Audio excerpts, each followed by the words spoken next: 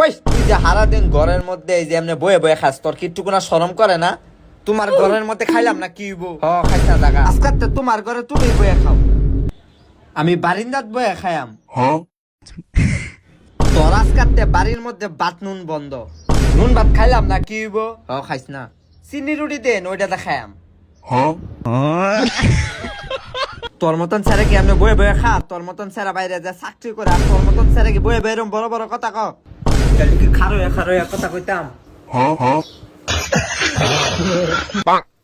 আমার চাকরি কি হয়ে গেছে? আপনি মিথ্যা কথা বলছেন দেখে আপনার চাকরিটি আর হবে না। কি ভুল কইছি? ও আপনি কি মিথ্যা কথা বলছেন?